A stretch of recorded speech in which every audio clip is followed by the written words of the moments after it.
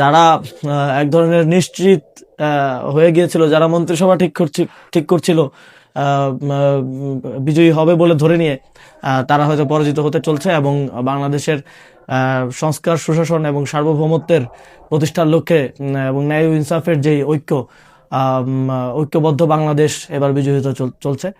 প্রিয় দেশবাসী, 18 বছর পর আজকে খুবই আনন্দঘন পরিবেশে এবং খুবই সুন্দর পরিবেশে একটি নির্বাচন অনুষ্ঠিত হলো। বাংলাদেশের জনগণ উল্লাসের সাথে তাদের ভোটাধিকার প্রয়োগ করেছেন। কয়েকটি জায়গায় যদিও অনেক কিছু অনিয়ম হয়েছে, যেমন শাপলাকলির যে আসনগুলোতে নির্বাচন করছে সেখানে বিশেষ করে হাতিয়া, নোয়াখালী 6 এবং ভালুকা অর্থাৎ ময়মনসিংহ 11 আসনে অনিয়ম হয়েছে, জাল ভোট দেওয়া হয়েছে এবং কিছু জায়গায় সাধারণ ভোটারদেরকে ভোট কেন্দ্রে যেতে দেয়া হয়নি। এবং তারা আগে থেকেই ধারণা করতে পেরেছিল যে সাধারণ মানুষ ভোট কেন্দ্রে গেলে শাপলাকলির বিজয় সুনিশ্চিত, যে কারণে তারা সাধারণ মানুষকে ভোট কেন্দ্রে যাওয়া থেকে বাধা দিয়েছে। হাতিয়াতে আমাদের যিনি এমপি পদপ্রার্থী হান্নান মাসুদ, তার স্ত্রীর উপরে হামলা করেছে বিএনপির নেতাকর্মীরা। এবং এছাড়াও আরও অন্যান্য এই 30টি, আমাদের 30টা আসনের বাইরেও অনেকগুলো আসনে এ ধরনের কিছু ঘটনা ঘটেছে। তবে বাংলাদেশের পার্সপেক্টিভে এবার নির্বাচন যদি ওভারঅল আমরা বলতে চাই, তাহলে আমরা মনে করি এখন পর্যন্ত সুষ্ঠুভাবে হয়েছে। যেই জায়গাগুলোতে এখন পর্যন্ত অনিয়ম হয়েছে সেই জায়গাগুলোতে নির্বাচনের বিষয়ে নির্বাচন কমিশন এবং সংশ্লিষ্ট যারা রিটার্নিং কর্মকর্তা এবং যারা দায়িত্বে আছেন তারা সেই বিষয়গুলোকে ভালো করে দেখবেন এবং তদন্তপূর্বক এ বিষয়ে আমাদেরকে জানাবেন বলে আমরা প্রত্যাশা রাখি। তবে সারা দেশে ওভারঅল সুষ্ঠুভাবে ভোট গ্রহণ হয়েছে বলে আমাদের কাছে আমরা বলতে পারি। এবং তারপরেও অনেক কিছু থেকে যায়, যেহেতু এখন পর্যন্ত ফলাফল কিছু জায়গায় আসতে শুরু করেছে। তবে আনঅফিসিয়াল ফলাফলটা আসতেও সময় লাগবে এবং অফিসিয়াল ফলাফল হয়তো আমরা আগামীকাল পেতে পারি। সেক্ষেত্রে আমাদের 11 দলীয় জোটের সকল নেতাকর্মীর প্রতি আহ্বান থাকবে, আপনারা কেউ কেন্দ্র ছেড়ে যাবেন না। কেন্দ্রের চূড়ান্ত ফলাফল না নিয়ে কেউ কেন্দ্র ত্যাগ করবেন না, কেউ বাসায় যাবেন না।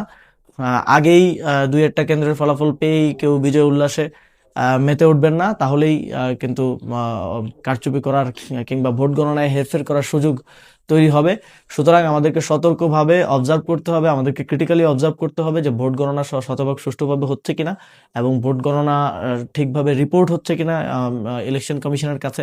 আমরা ইলেকশন কমিশনে থাকছি ফলাফল ঘোষণা হওয়ার পূর্ব পর্যন্ত। আমরাও এখানে সজাগ দৃষ্টি রাখবো যাতে করে ফলাফলে কোনো ধরনের ইঞ্জিনিয়ারিং করা সম্ভব না হয়।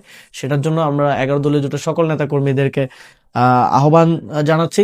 এখন পর্যন্ত আমরা কিছু কিছু কেন্দ্রের ফলাফল যা পাচ্ছি সেই জায়গায় আমরা দেখতে পাচ্ছি যে শাপলাকলি, দাঁড়িপাল্লা এবং রিকশার এক ধরনের জয় জয়কার হচ্ছে এবং আমরা অনেকগুলো কেন্দ্রে অনেক বেশি মার্জিনে এগিয়ে আছি।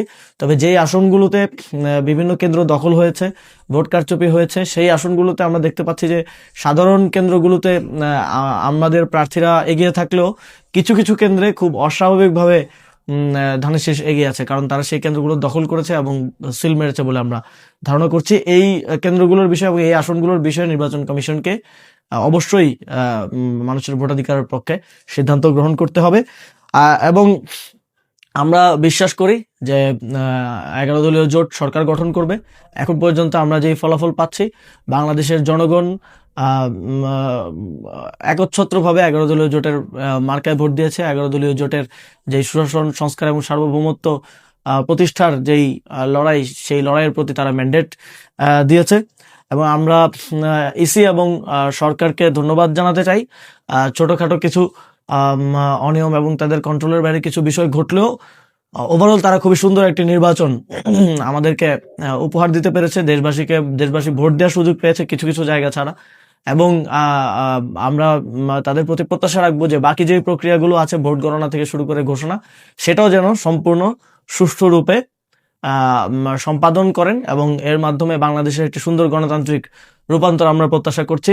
এবারের নির্বাচন 2008-এর নির্বাচনের মতো হবে না, এবারের নির্বাচন 1991 সালের নির্বাচনের মতো হচ্ছে। যারা এক ধরনের নিশ্চিত হয়ে গিয়েছিল, যারা মন্ত্রিসভা ঠিক করছিল বিজয়ী হবে বলে ধরে নিয়ে, তারা হয়তো পরাজিত হতে চলছে এবং বাংলাদেশের সংস্কার, সুশাসন এবং সার্বভৌমত্বের প্রতিষ্ঠার লক্ষ্যে এবং ন্যায় ও ইনসাফের যে ঐক্যবদ্ধ বাংলাদেশ এবার বিজয়ী হতে চলছে। আপনাদের সকলকে ধন্যবাদ। আসসালামু আলাইকুম।